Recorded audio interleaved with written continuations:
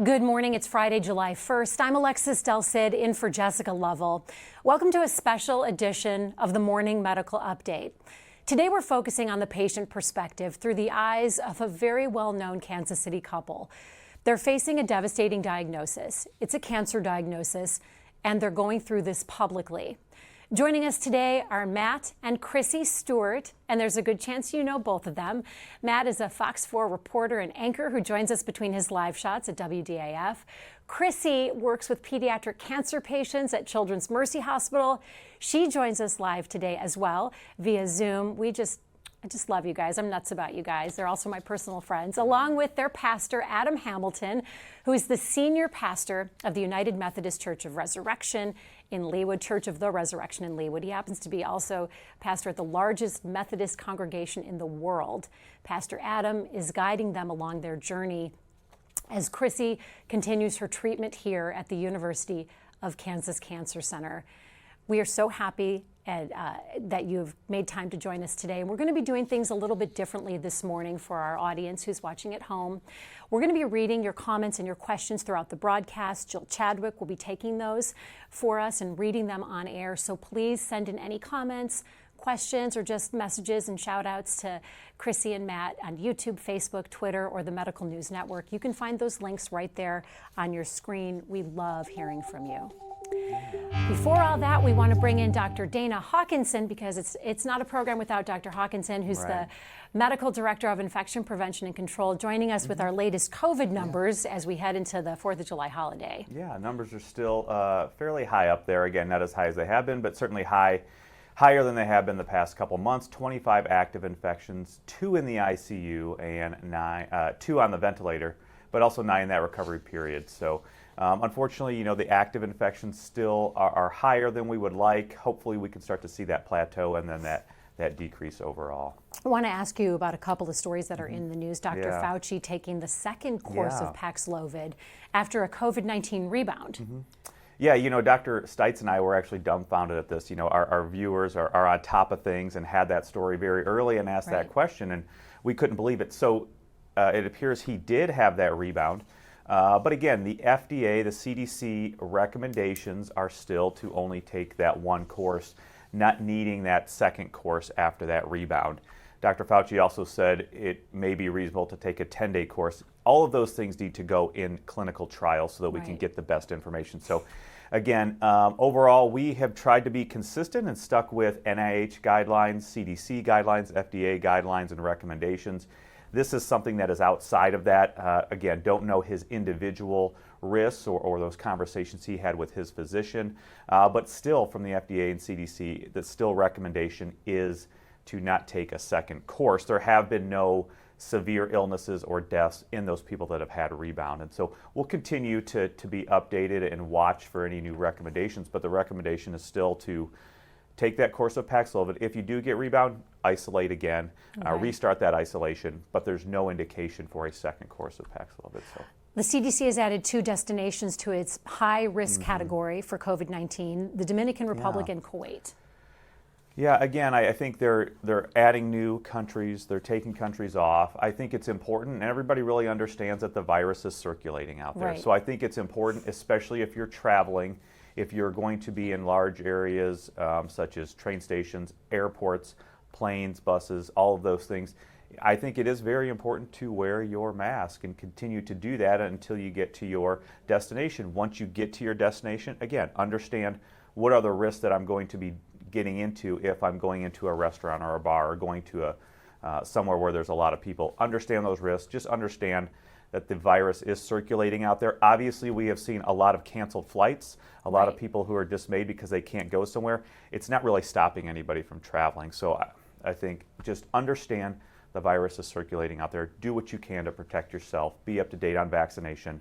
Wear your mask in those high-risk situations. One final question for you about another virus that nobody likes hearing about, but from COVID we go to monkeypox. The U.S. is set to deploy nearly 300,000 monkeypox vaccine doses to fight the monkeypox outbreak. Should we be concerned about this during the 4th of July holiday as a lot of us are headed for airports and big again, right gatherings? now, monkeypox, anybody can get it, but it is very difficult to get. You do need close contact with somebody who has it.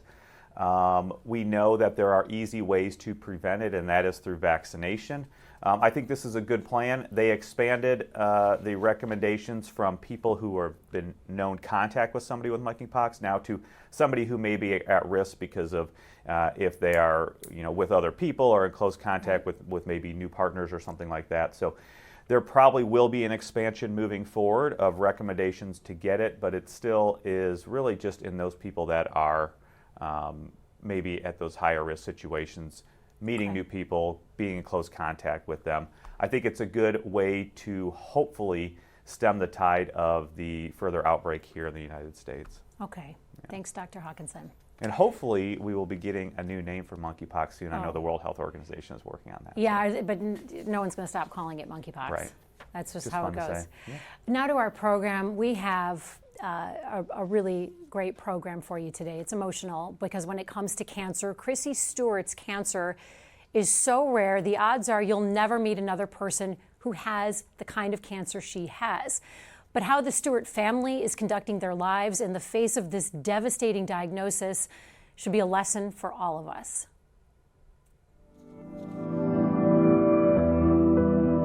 They are the quintessential Kansas City couple. We are here on Main Street here in Weston, and this is so cool. He's a longtime Fox 4 anchor and reporter. She's a clinical nutrition specialist at Children's Mercy Hospital, working with children who have cancer. And yes, that's Chrissy back at work after a 12-week leave of absence for her own cancer treatment. You would probably never again in your life meet someone with the diagnosis that I have. Chrissy Stewart has angiosarcoma, cancer of the blood vessels. It can occur in many parts of the body. Chrissy's is in her ovary, though, making it even more rare.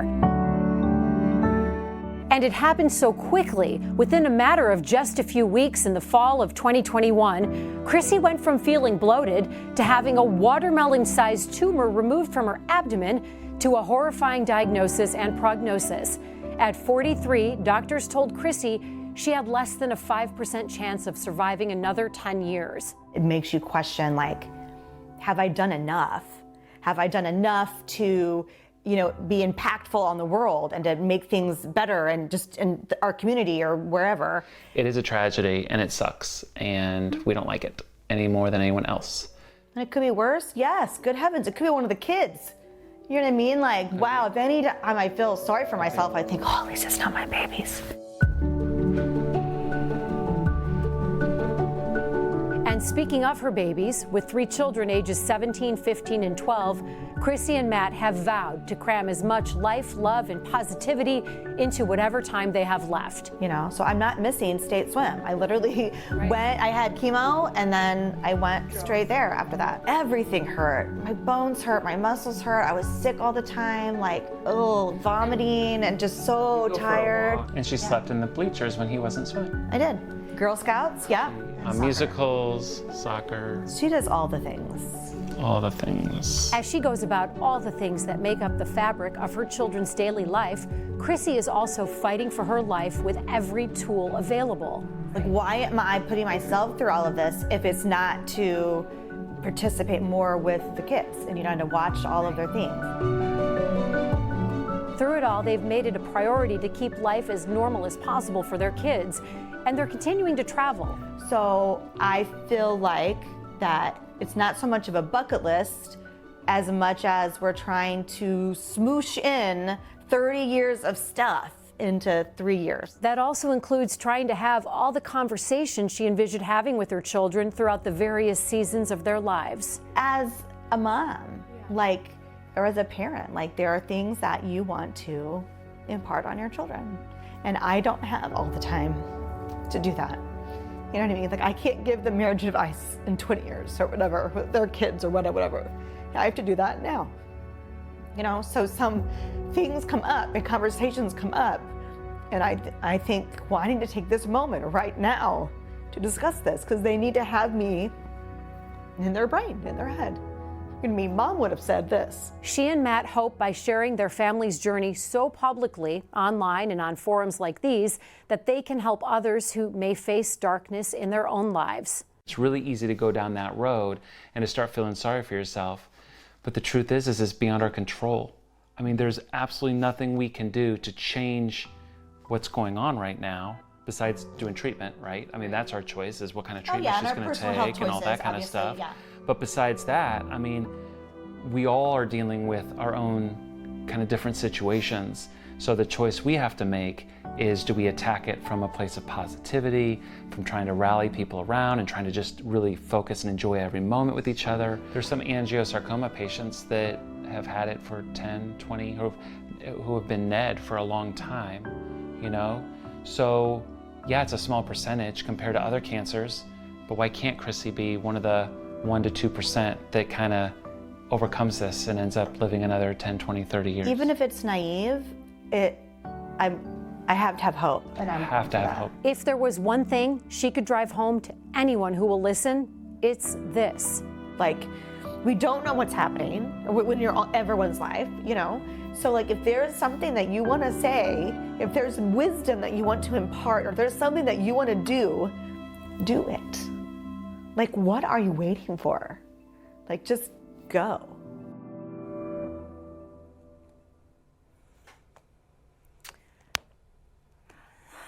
Matt and Chrissy Stewart joining me now, along with their pastor, Adam Hamilton. How are you guys doing this morning? Chrissy, how are you feeling? Oh, you're on mute. We got you?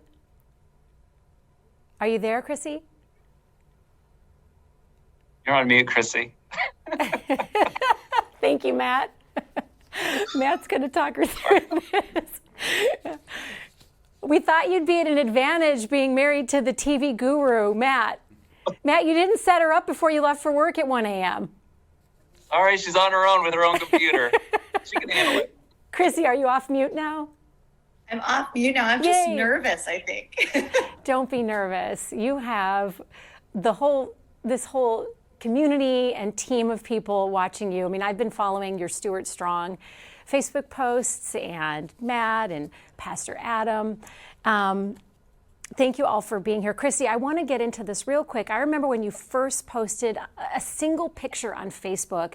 It was just October 3rd. And I want to show our viewers this again. This is very recent. You wrote something like, "I'm not pregnant, but I need to get this checked out." Can you tell me the timeline and how quickly this happened? It was pretty quick. I don't remember the exact date, but whatever date Labor Day was. Yes, there I am. I really thought twice about posting that photo, but now I'm glad I did. And it's a little bit funny. I like to add a little bit of humor to the situation.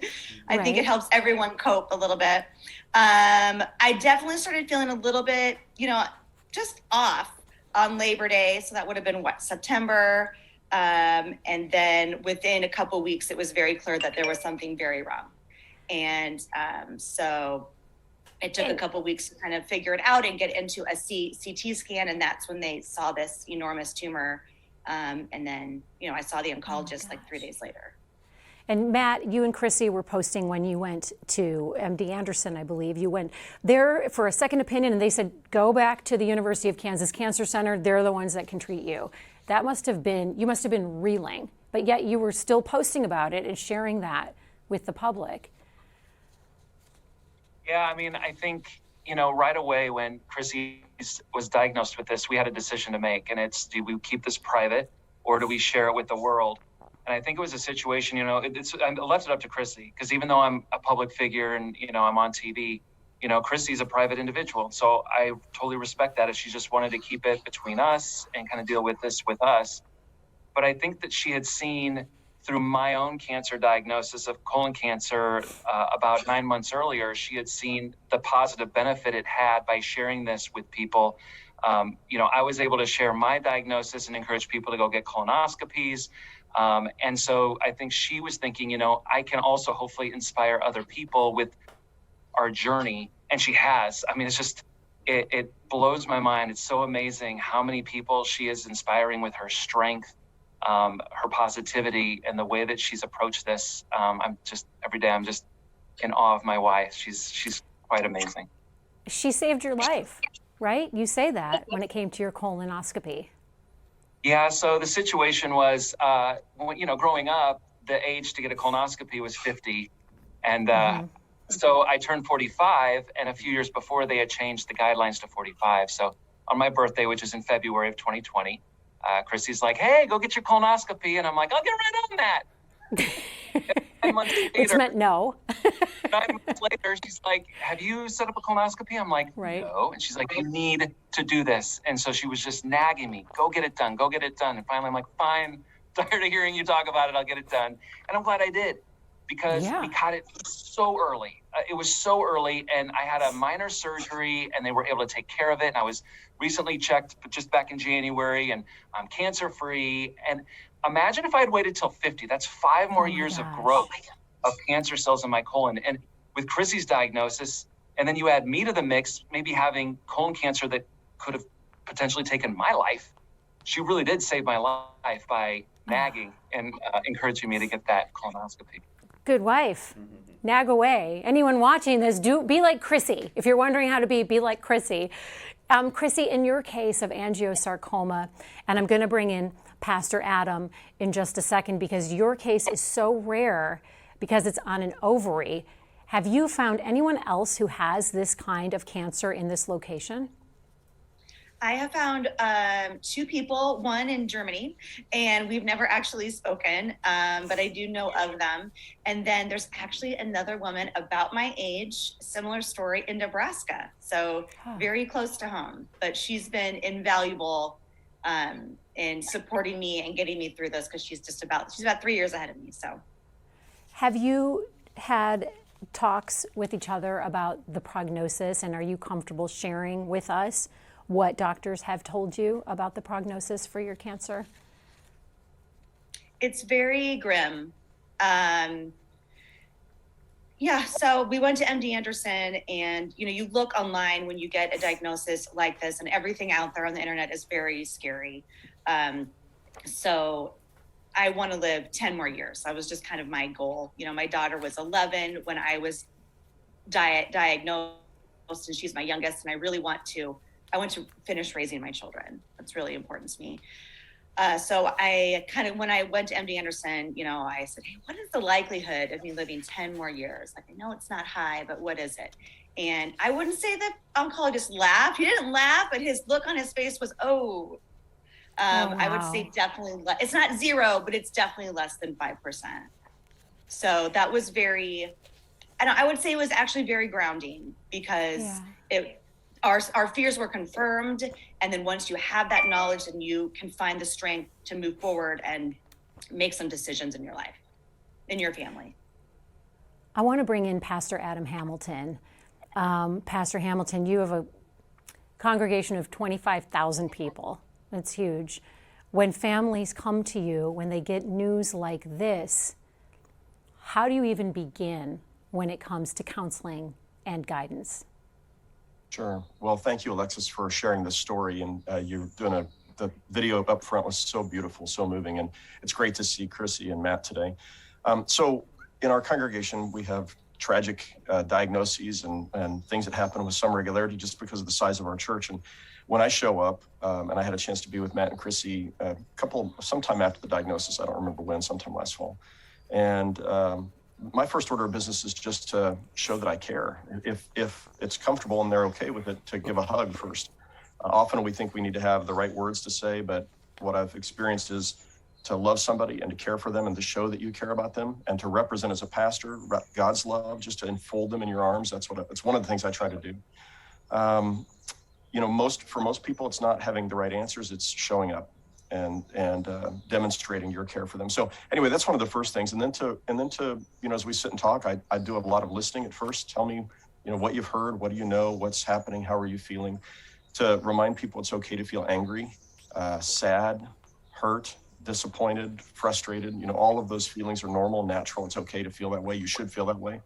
By the time I saw Matt and Chrissy, those weren't the feelings. They were already in this remarkable stage of being able to express, okay, we know what's going on, and now we're going to make the most of the life that we have. And so anyway, that's typically where I begin before we get into the why questions and the theology questions and where is God in the midst of this kind of questions. I can't help but notice the shirt you're wearing, Pastor Adam. If you want to stick out your chest a little bit, #StewartStrong.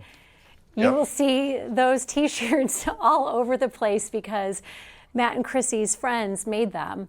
And they thought they were, Chrissy, you told me, they thought they were just going to give away 100. And then people started calling. The thousands of people wanted these shirts. And I'm leading into this with Jill Chadwick, who's here with some comments and support. You've been getting so much lovely support. We just wanted to, as we promised at the top of the episode, share some of the messages we're getting right now. And Jill, I know you've found some, I mean, you guys, we're getting literally thousands of comments and messages that people want us to share with you. So Jill, let's hear some of them. Yes, good morning.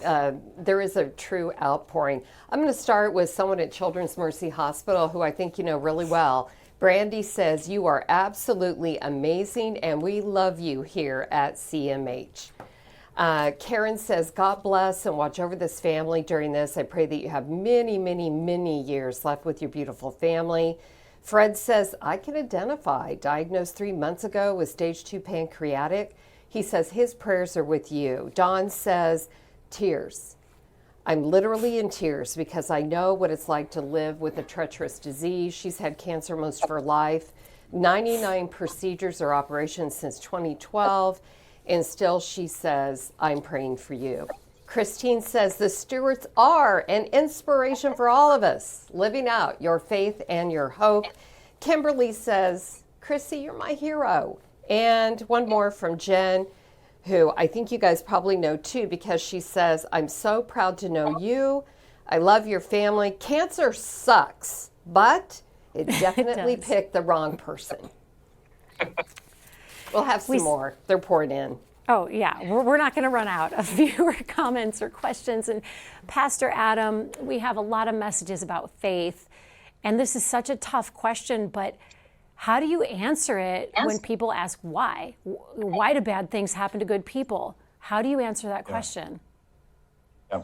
So this is the question of faith as human beings we have is how do we make sense of suffering? The theologians call it theodicy, the issue of God and suffering or God and justice.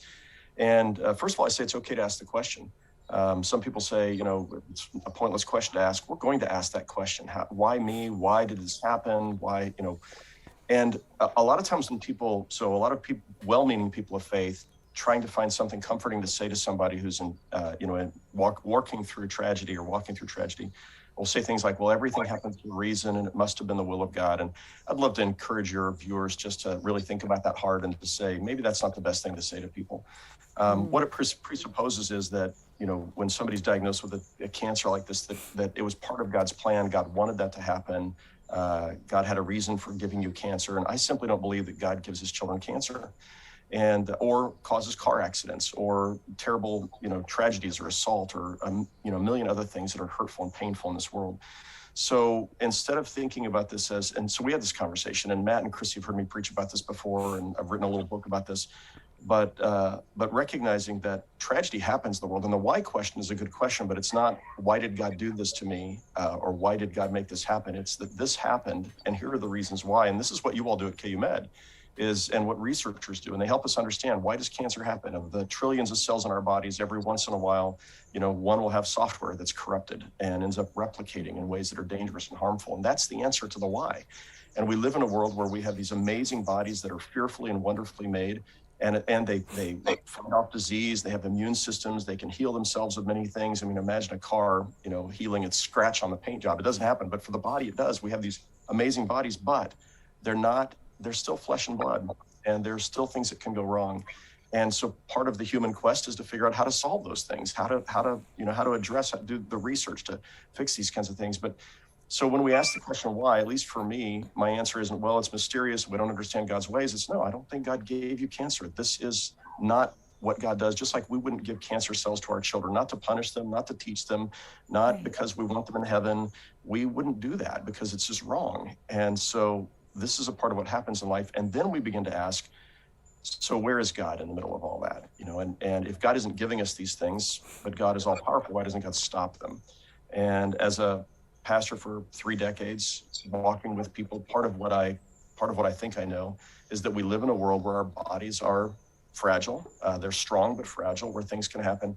God doesn't intend it, but God also doesn't put a bubble around us and keep us from experiencing, you know, tragedy or difficulty or pain, you know, terrible, you know, tragedies that happen on our planet, weather patterns, floods and all that, but also what can happen in our physical bodies, or people misusing their freedom to do harm to other people. So God's way doesn't seem to be to stop all those things from happening. If that was the case, there wouldn't be a KU Med Center, and we wouldn't need police or, help firefighters or anything else. And so, what we'd like to believe is if we pray hard enough, God will provide a miraculous healing. Well, sometimes miracles happen, but that doesn't seem to be the way that God normally works. If it was the way God works, then we wouldn't need hospitals. We just need preachers. So here's what I think is that when God walks, here's what I shared with Chrissy and Matt, is in the midst of the pain, God is promising to walk with you. This is what God does. He walks with us. He carries us. He sustains us. He in scripture, we find again and again, when you go through the fire, I'll be there. When you go through the flood, I'll be there, God says. When the disciples were in the boat, Jesus says, I'm here. Don't be afraid. Over and over again, we find that. And if God is walking with me through the tragedy or the suffering or the pain, whatever it is, God will strengthen me, will help me. That gives me the strength to be able to keep walking forward and to have hope. And then God does this amazing thing of forcing good to come from evil and suffering. And so what Chrissy and Matt have done is they've said, okay, we know we may not have, we're going to pray for a miracle. We're going to continue to pray for the grand slam out of the park home run miracle. And we're going to pray that God will use the doctors and the nurses and our own healing processes to extend my life and to do that. But also to be able to say, as long as I have, however much time I have, I want to use this for as much good as I can in the world. I want to inspire people. I want to encourage people. I mean, Chrissy's this is part of what keeps her going, is this sense of there's purpose to this. And it's not that God made it happen for this, but it has happened. And I want to see what good can come from this. And Chrissy and Matt have been all-stars in this field, showing us, what this looks like, teaching us how do we face suffering and tragedy. This what you're saying also illustrates something that we've talked about on the phone, but also Matt and Chrissy and I have talked about, is that faith and science can coexist. Here at the University of Kansas Health System, we have so many brilliant doctors who also agree that faith and science and medicine can coexist. And Dr. Hawkinson's nodding his head. I want to play something that illustrates just the hope and the faith that Chrissy have. This is something they said during one of our interviews about actively finding happiness in a time that could be completely bleak. Everybody has something Horrible. And everybody. Like, even if you're going through a bad divorce or a hard financial time in your life or whatever, these are real stressful things. It doesn't necessarily have to be cancer. Happiness is a choice. You know what I mean? Where you're like, hey, I'm in this tough spot. It's really hard, but I'm going to make some choices today about being happy. I try not to delve into the sadness of it, because when I do, I don't like that place. It's not a place you can stay. No. You can't stay in the darkness and in how horrible it is. I mean, you can't stay in that place. Yeah, it's not healthy. No. So. Well, I don't think I could survive there. One of the other really beautiful things about sitting with Matt and Chrissy is that you are like one person answering things. You finish each other's sentences. You'll say something. Chrissy will say something.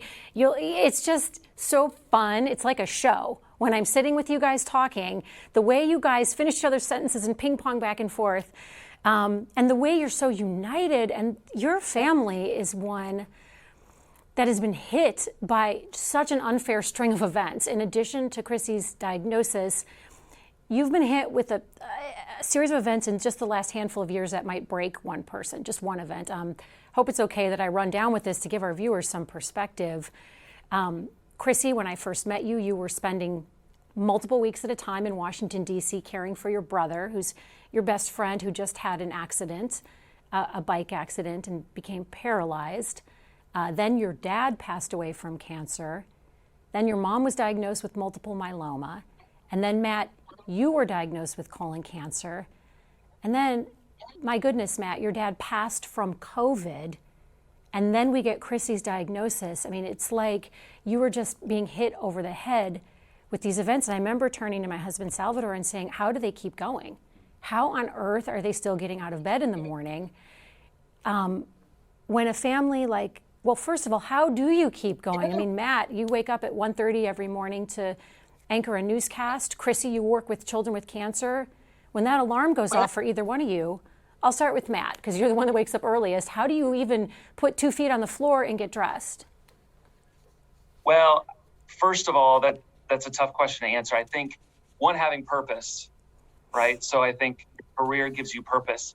You know, when Chrissy was first diagnosed, there were some people that were encouraging her to maybe quit her career and just focus on you and focus on living every moment. Well, part of living every moment is having purpose in our lives. And so going to work, I told Chrissy, I said, no, you need to keep working with these sick children at Children's Mercy, because that helps you give purpose.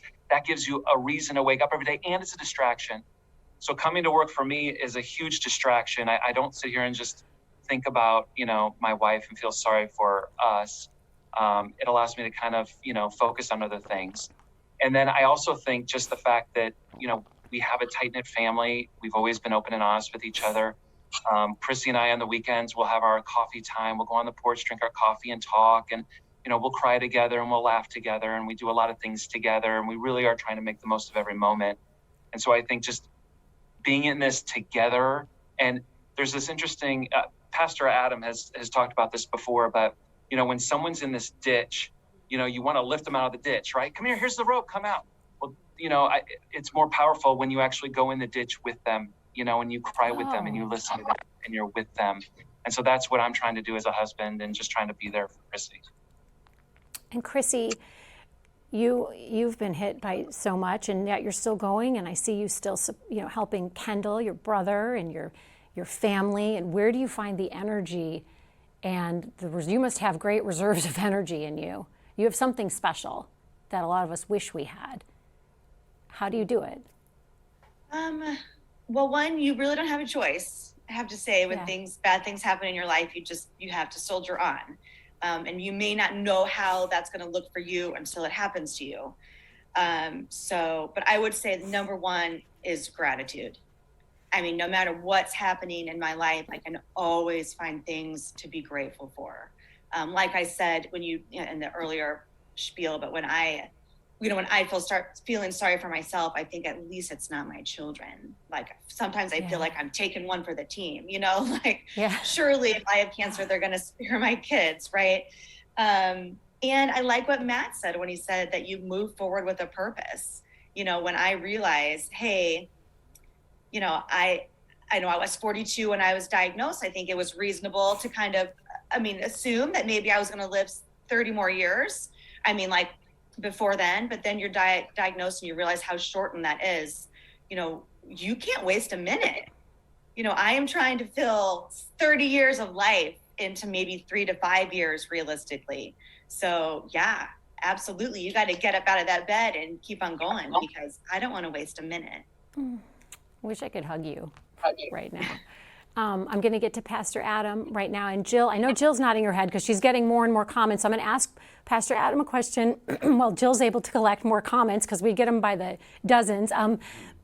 Pastor Adam, what Matt said when he was quoting you about getting in the ditch with someone, what does that look like to people watching who are also seeing someone go through something horrible?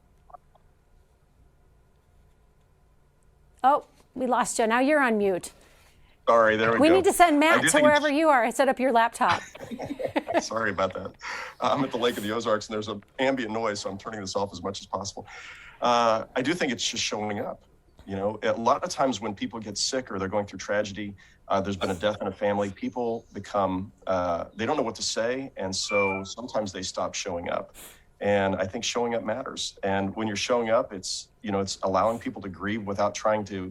What we tend to do is we want to say something that's going to make it better. As Matt said, we want to pull somebody out of the ditch. And so we go in and we do that, and then we find it's uncomfortable and we don't really know what to say. But I think showing up and just saying, and again, I love you. Do you need help mowing your yard? What can I? Don't even ask if somebody needs help. Just show up and do it. Just do it. If you ask, they're going to say no.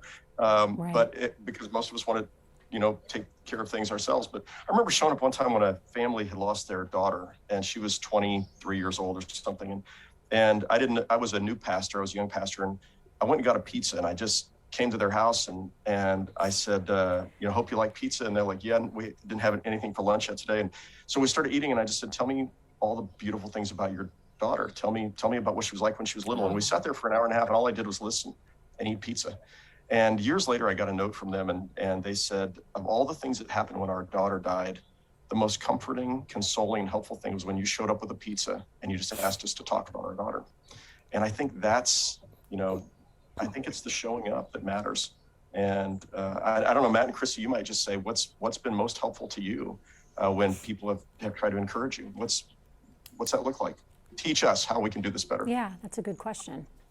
Chrissy, I'll just let you answer that first, because you've also talked about the importance of accepting help, which is something you learned from watching your brother Kendall go through his accident and the aftermath. So what is the best thing or the most comforting thing that people can do for your family right now? That's a really hard question, actually. I think to help me, I want you to help and support my kids and my husband. Like when someone when you're sick, it doesn't just affect you, it affects everyone around you. One thing that warmed my heart is my best friend got a sympathy card from someone about me that she was, I thought that was so sweet that I was just like, oh, well, yeah, because everyone around me is going through a hard time and processing it in our own way. And yes, when my brother went through his accident, it was just awful. And everyone, a super outpouring of love and support. And what I really learned through that experience was people want to do something. And like Pastor Adam said, they don't always know what that looks like or what's the best thing. And the best thing for you to do is just accept it. Just accept whatever help that is. Say yes, because that's them giving you love.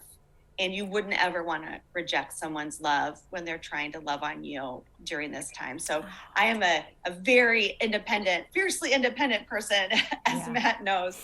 So there's a lot about this that I don't like. I don't like being, I don't want you to take me to chemo. I'm going to take myself to chemo and everything like that. But sometimes it's good to just accept help from other people, because you're not just accepting help and it doesn't mean you're weak. You're accepting their love. Oh, it's such a great way to put it.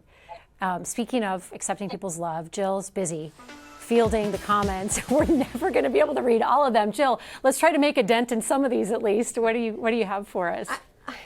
This is just know that everybody that is watching this are hugging you right now. Yes. And some of their comments and this whole story, it is emotional, but Todd says compassion is so very powerful, writing in caps. Cindy is watching on YouTube, and she said, I recently went through lung cancer surgery, and my husband and I both have said the same as you and Matt. We're going to go through this journey with thanks and gratitude. In all things, give thanks. Diana, she also is a cancer patient who says that she can relate because her children are adults with children of their own.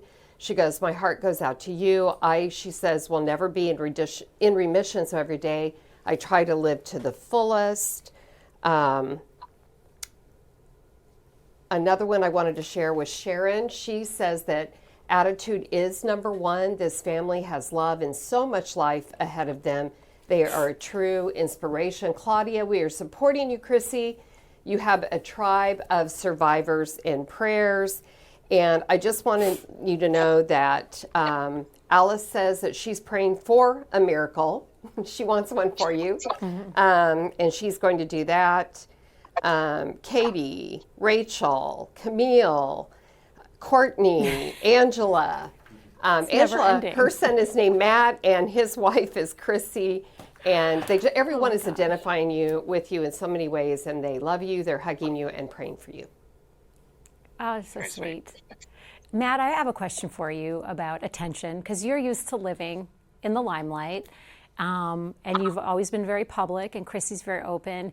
You have 3 kids, very different ages. They're 13, 15, and 17. Did I get those right? Those 12, ages? 15, 17. Oh, 12, 15, and 17. How did they feel about all this attention? Because I remember Chrissy and you saying at first it was kind of weird, and how do they feel now?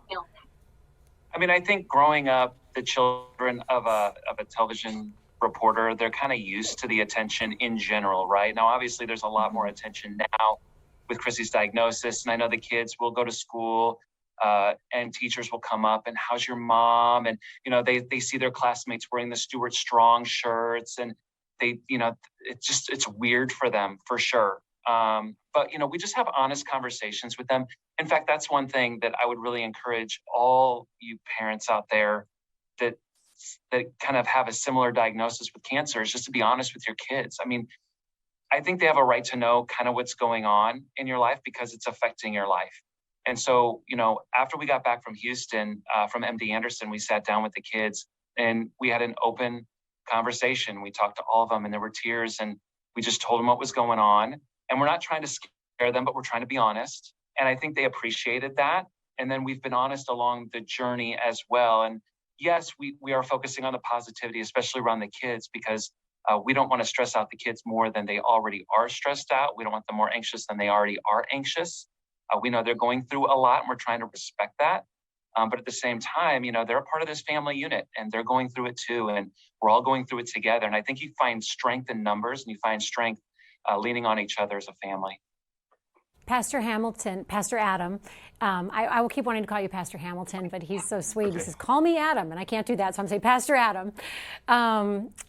Do you counsel your families about keeping everyone in the same boat? Is that something that Chrissy and Matt have learned from you, from talking with you, getting everybody on board with the same set of information, no matter what their different ages and stages are? I think they figure that out on their own. And certainly when you have small children, it's a different issue. So when they're small children, you have to think age appropriately, but their kids are young adults and they are able to understand and able to handle the information. And generally speaking, more information is better than less. Transparency is better than hiding things, because if you're hiding things, the people around you figure that out eventually and they wonder why you're acting strange or why you have these things going on. But when you can be able to be upfront, and even when they're small children, to say, Mom, he's really sick. And, but we know that God is walking with her and we're going to see the doctors a lot and she loves you a lot. I mean, those kind of things where the kids cannot feel like there's something that's being hidden from them is really important. And I just want to say one other thing, what I love in listening to Chrissy and Matt is, this lesson they're giving all of us on how you live with this. And Alexis, you're doing such a great job with, capturing this. But I just want to say some of the things that I've heard you say so far. Making sure that you're looking for what is your purpose in life and how do you bring meaning from suffering.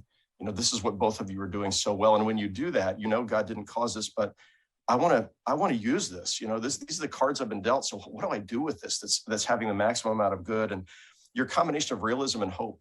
So, on the one hand, there is I continue to hope. I continue to hope for medical advances. I continue to hope for the miracle. I continue to hope for my body to respond to these things, the chemo.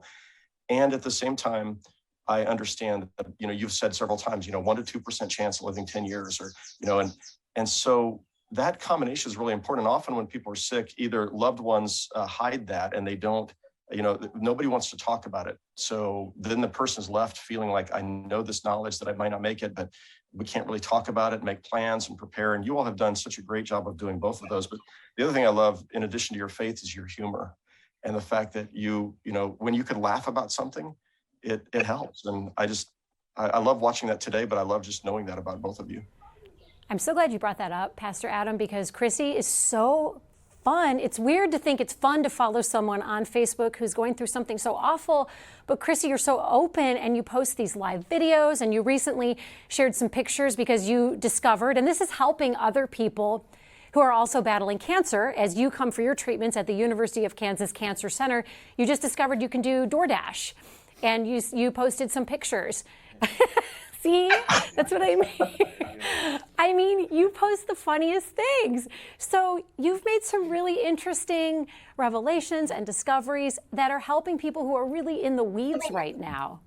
Is there anything you don't post? I mean, you've posted crying pictures, you've posted laughing pictures, you've posted the walrus with the chopsticks. Does that just feel cathartic? That's kind of just you, though, having known you for a long time.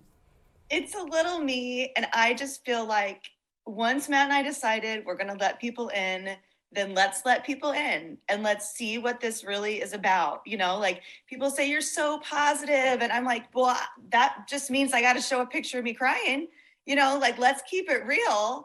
I mean, especially in the early days, like right after my diagnosis, like I call it the time of tears and terror because, you're crying all the time and you're terrified. I mean, wow. I remember my mom asked me if I was scared and I'm like, nope. terrified. Wow. It's awful, but I want to keep that really real for people, because I don't want the people to be like, oh, Chrissy was so happy and fun and funny through this whole experience, when it's like, oh, no. There were plenty of times when I crawled in my husband's lap and sobbed, and he literally had to put me to bed like a toddler. Oh. So let's just be really real that this is what life looks like, but you can do it. You can. It's incredible. It's just important that everybody soaks up every message that all three of you have. You've also talked about the nitty-gritty about chemo and how you had an allergic reaction the first time, and how the care team just swooped in and helped you out. And I thought that was really powerful, because you've become a very familiar face here at the University of Kansas Cancer Center and at the health system. Tell us about the team that you see on a regular basis for your chemo. Everyone I've never had a bad nurse in the chemo center. They're just amazing. That very first time, the first time you go to chemo, it's scary. You're not sure what to expect. With all the COVID rules, you're not allowed to have a support person. So you have to go in there by yourself. And so I'm there, and they have me all set up, and, it's quite a long process. But they got my drip started, and this was one chemo that had, a small chance of allergic reaction, but it could be a serious one. So they had someone babysit me. They had to sit there with me for about 15 minutes, and they were cueing me on what to tell them if I was feeling it. And of course, poor Matt, I'm on the phone with Matt at the time. And I started feeling what they were, telling me to watch out for. And I said, Matt, I got to go. And I go to the nurse. I said, run. Go, it's happening, so, and I work at Children's Mercy, and I'm in nutrition. So we talk a lot about food allergies and things like that. So I thought I know what an allergic reaction felt like. And obviously there's all different kinds of reactions, but this one was not what I anticipated. And it was painful. It was, painful and terrifying. But I will say, after I said go, there were 3 nurses in my room so fast, and they were giving me the rescue medications and support. And I will never forget this one nurse. She will live in my heart forever. Her name's Abby. Gave me a huge, because after it was over and I knew I was okay, I just sobbed, just crying. And, I was like, wow, that was really scary, And no, she came up and held my hand, and she hugged me, and showed up. Like we were just saying, she was just there for me. She couldn't take the pain away. She couldn't take away the fear, but she was right there with me. So I felt like they not only gave me good medical care, but they also gave me great emotional support.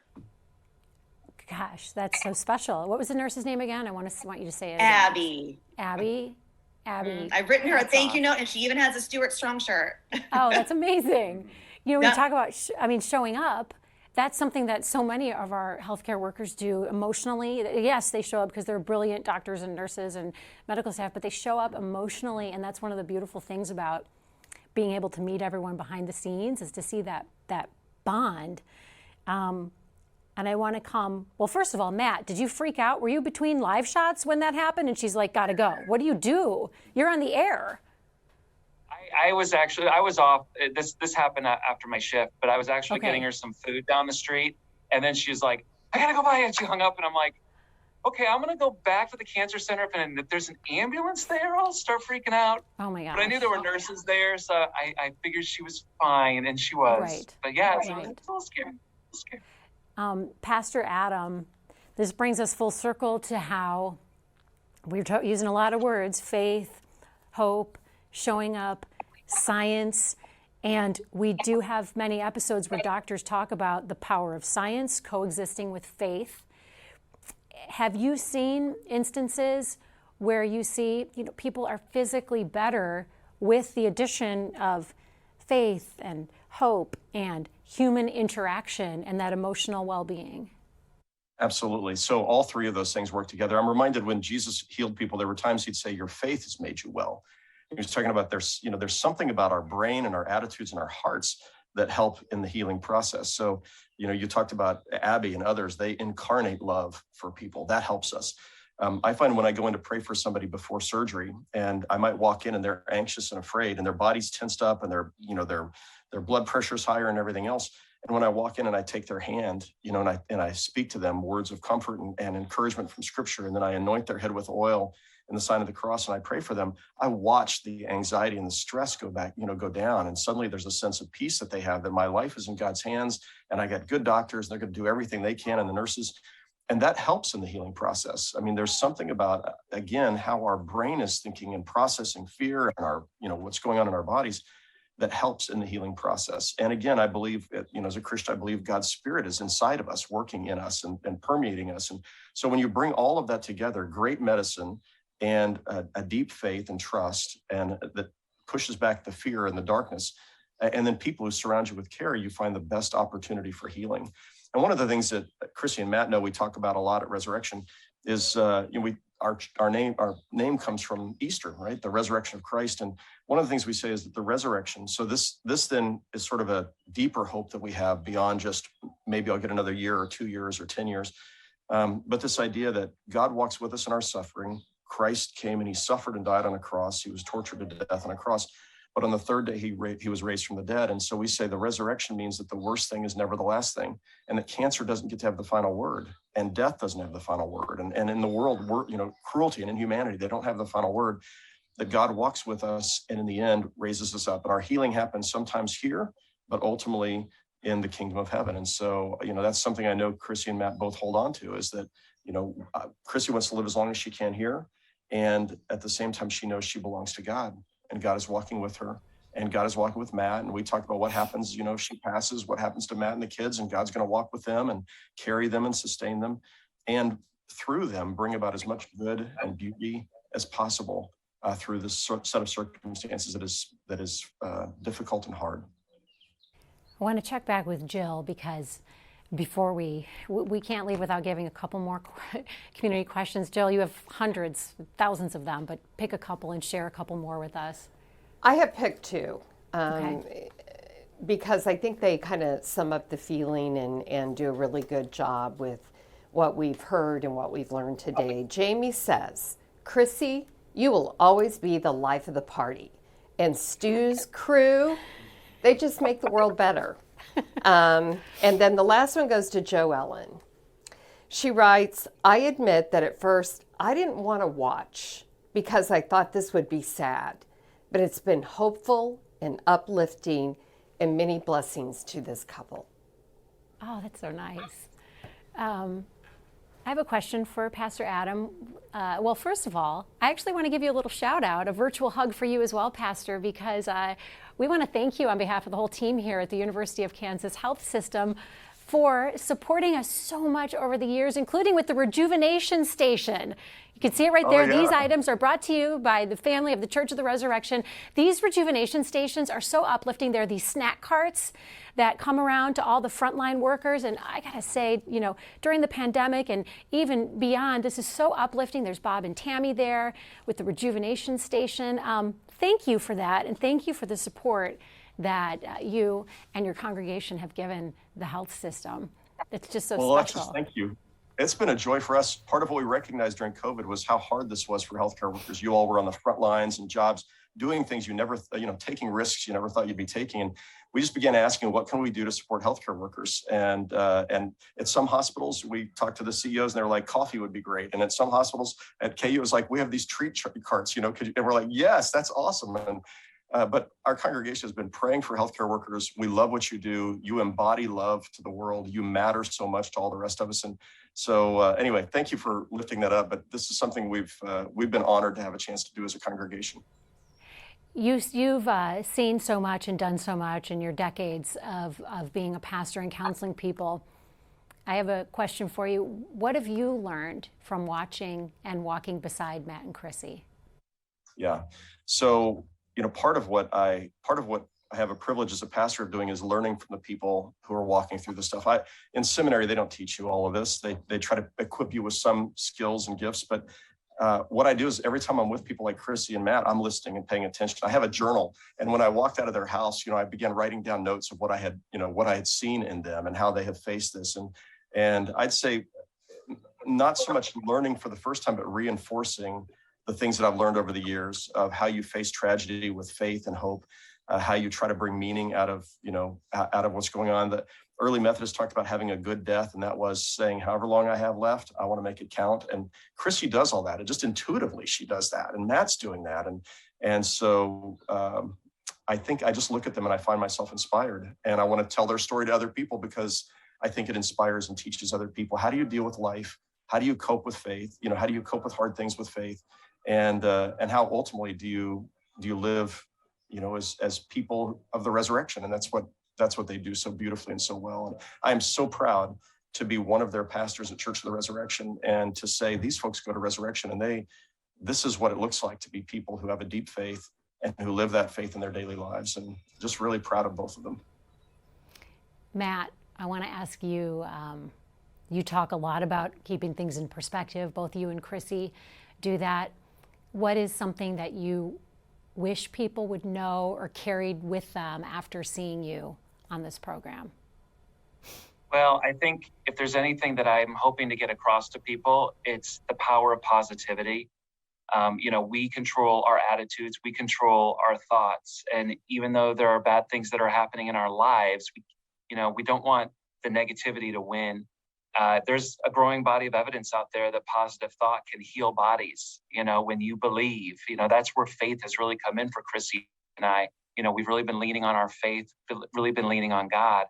But more than anything, we want to enjoy each moment. And a part of enjoying each moment is not letting that dark cloud get too low, right? It's trying to break the sunshine through. And so if anything, you're going to see Chrissy and I, it's not always sunshine and rainbows. I mean, there are times when, we let it get to us and we cry and we feel sorry for ourselves, but we really work hard to lift each other up and to stay positive. And so if anything, I'm just hoping that other people going through difficult circumstances in life, just work hard, try to find, ways to stay positive through the darkness. Chrissy, one of the things that you've said to me, first of all, you're really simply probably the kindest person I've ever met. And throughout this, one of the things that you always repeat is the importance of being kind to strangers because their pain might not be visible. Would you like to say a little bit about that? Because I know that's important to you. It's definitely important to me. And I even went live about this on my Facebook page the other day. I was talking about how I'm a Girl Scout leader and we're taught to, leave anywhere we go better than we found it. And I feel like we need to leave people better than we find them too. So whoever you meet from day to day, whether that's someone super close to you, obviously your best friends and your family and coworkers, but even the barista at Starbucks or, the person you sit next to at church, leave them better than you found them. Be a hope, be an encourager and a cheerleader for them all the way through, because really you don't know what people are going through. For me, it's a little more obvious because of my bald head, but a lot of times, there's not that telltale sign that something's going on. So just be kind. Chrissy, honestly, everybody who knows you is better for knowing you. That's just a fact. That's a fact. Chrissy Stewart, Matt Stewart, Pastor Adam, thank you so much for making the time to join us this morning and being so vulnerable and opening up your lives to us and for your wisdom, Pastor Adam. We could do this for another 3 hours and we'd still be reading questions and comments and messages from our viewers, but thank you. This is such a gift to all of us. Thank you. I do want to check. Thank you for having us today. Oh, that was awesome. It's our pleasure. Our pleasure. I want to check in one last time with Dr. Dana Hawkinson because we are heading into a long holiday weekend. It's a whopper. Parties. We've still got COVID. We've talked about monkeypox, fireworks safety. Yeah. Do you have any final message for our viewers when it comes to safety and health as they go on to do those family activities together? I do. I'd just like to comment, thank you to our guests and such important messages, and I'm no theologian or Catholic apologist, but I think the things we need to re-summarize what they brought up. And, unfortunately on this earth, we do have pain and suffering as humans, we do. But we have free will, and we heard the pastor talk about how, unfortunately in free will, some people do bad things, but we also have that free will to use our intelligence and use our science and get to these things to help our suffering, and we can do that. But also we've heard about the immense power of prayer, and I would continue anybody to pray, and just start by just talking, and that's all it needs to be. And then also we heard Chrissy talk about gratitude. It's important to have gratitude, and I know it's hard sometimes, but just focusing on gratitude and being kind will help other things as well.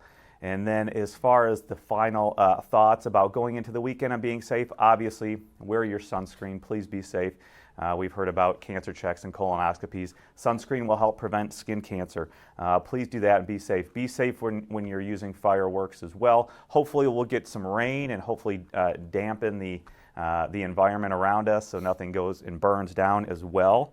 But if you are needing your updated vaccine, please go get updated, be up to date with your vaccine. If you are going out, remember there is still high circulation of the virus out there, so understand and judge those risks that you're going to be doing. Are you going into restaurants? Are you going to parties, just as you said? Being outdoors is going to be much, much safer. If you feel uncomfortable or going to be indoors, wear your mask. You can always do that. That will provide protection as well. And so as we move into this weekend, just take those thoughts and try to do those things that can keep you and your family safe. And still, we got to work to protect the people around us, precious people like Chrissy. Yep. I just want to take her and put her in a little bottle and keep her like inspirational quotes and things. I want to get everything she says and put it up all around our desk here. Again, thank you so much, guys, to the Stewarts and Pastor Adam. Thank you to Dr. Hawkinson for that wisdom. I know your faith is very important to you as well. And thank you all for joining us today and for all those wonderful comments. Keep them coming. I know Matt and Chrissy are going to be scrolling through their Facebook and the feeds tonight. What a nice thing to leave messages for them to read. Have a wonderful, safe, long holiday weekend, and we'll see you next week. It is 4th of July, and many of us are celebrating Independence Day with friends and family. I'm Jessica Lovell. We will be just like you and enjoying the holidays, so please be safe, and we will see you Wednesday back here at 8. Subscribe to our morning medical update and open mics with Dr. Stites podcasts. Now, everywhere podcasts are available.